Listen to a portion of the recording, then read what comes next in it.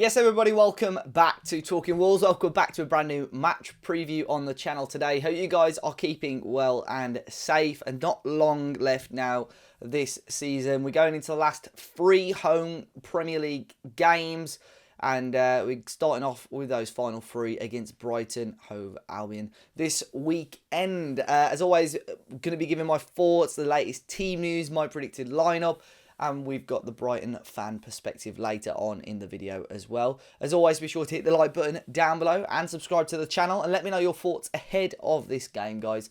And once again, a big shout out to our channel partners over at Betmate. We've got another fantastic game lined up for you guys to join in.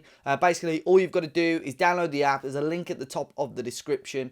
Click join the pot, and this week's code is TLK-BRI. So join in. If you've not played Betmate before, basically it's a fantasy football type game. You have to pick 7 players from this weekend's game between Wolves and Brighton that you think are going to perform best. That could be with tackles, clearances, shots, saves, goals, assists, all sorts. So get involved. This is my team for this weekend's game. I'm getting better, guys. I promise. I am getting better. I've gone with Jose Sarr in goal, Willy Bolly and Cucurella at the back. I've gone with Saicedo and Martinho with Jimenez and Hwang Hee-chan. Of course, you could change your team right up until kickoff. So if some of those players don't start, you can swap those up until 2:55 p.m.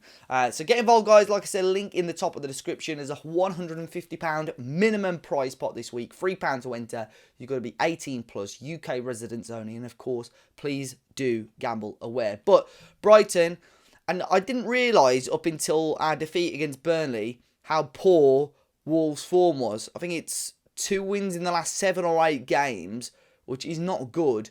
And we're not drawing many games either. Unlike Brighton, who have got a hell of a lot of draws, they're currently sat in 11th place in the table right now. 9 wins, 11 defeats, 14 draws. They're 8 points behind Wolves in the league, and they have played a game extra. And every weekend, every time Wolves lose, we think that's the European hopes over. But we're looking at it. We're looking at 7th place right now. Wolves are just 3 points behind West Ham United with a game in hand.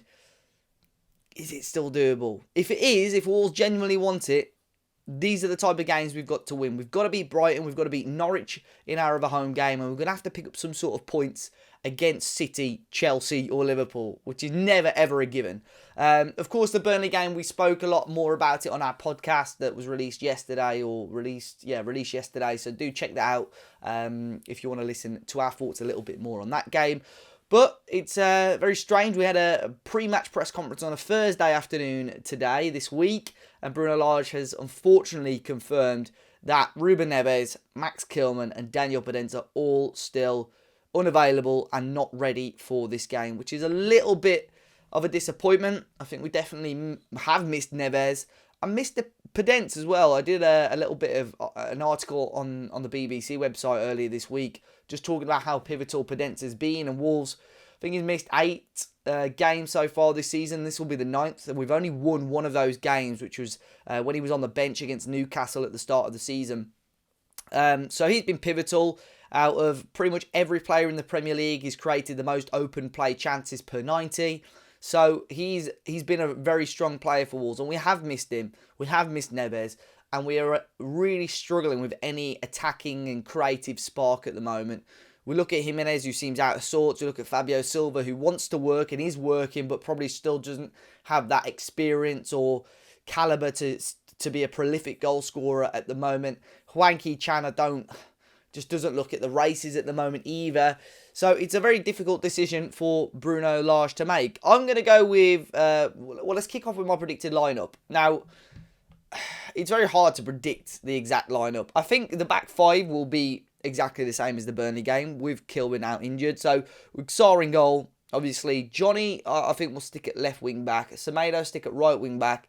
Saïss, Cody, Bolly, again as the back 5. Martinho, Dendoncker, I think both keep their places. And I think this will be the shape, unless Bruno goes with a midfield 3, which I can't see.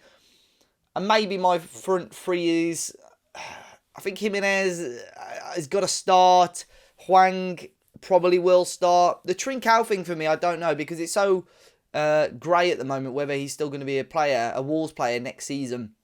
if we've already known in the back of our minds that he's not going to be at Wolves next season, you want to be giving minutes to other players. Pedro Neto, for me, I know people are saying obviously he's not ready. I think you have to start games to get that match sharpness up. There's no point in him coming on with 20 minutes to go when we're losing a game, because that's not how players get their confidence and their morale and their sharpness back. I think he's got to start a game. And like I've said the last week or two, even if he can only last 50, 55, 60 minutes, let's start him. Let's see what he can do. A lot of people screaming out for Chiquinho as well to start. Maybe when Europe isn't an option anymore, I think I would love to see Chiquinho start. But I think this is the lineup that Bruno may well go with. I would love to see Fabio Silva start again. I would love to see a proper front two of Fabio Silva and Raul Jimenez. Because although they both started against Brighton, Jimenez played more of a winger, didn't he?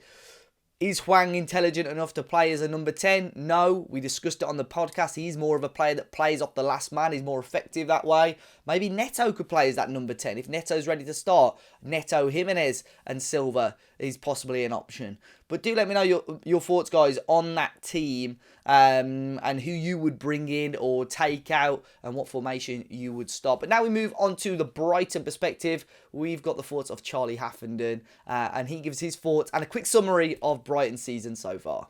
Hello everybody, my name is Charlie Haffenden and I'm a freelance journalist and Brighton Hove Albion content creator. Been doing it for about 5 years now on Instagram, the account BHA Today. It's become the biggest community over there. I've also got a podcast called Let's Talk BHAFC, which I've been doing for a couple of years with my co-host Robbie Lees. But this season then, it's been a bit of a mixed bag for us, but on the whole, a real success. The only reason I say mixed bag is because of a bit of stretch of form we had, but I'll get onto that in a moment. But going into it, we were expecting maybe we might make a bit of a push. We've been in relegation battles every season so far. We've been in the Premier League, so we hope maybe if we can push to mid-table or even stretch into the top half, that would be great. But when the season starts, we've been 4 out of 5 games. We're starting to think, oh, maybe we can hit European spots if we want to. But I tried to stay as grounded as possible, and within a few weeks of that, we'd drawn loads of games and we'd already fallen back into kind of 8th, 9th position. So that hope almost went out the window.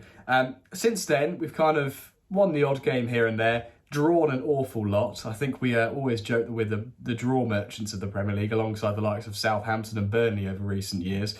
We always seem to draw games when we should be winning them. We have a really high expected goals total. We play really good football under Graham Potter. We just can't hit the back of the net quite often, and that leaves us in positions where we don't have as many points as we might have hoped for. But at the moment, still right in there. I think it's 41 points we're on at the moment. We've just matched our record points total in the Premier League, which is 41. And we're looking ahead to just try and beat that total now, I think. If we can get top half, that would be brilliant. We've obviously said goodbye to European football hopes this season. There's only 4 games left for us. There's no chance. I mean, there's mathematical chance, but it's not going to happen.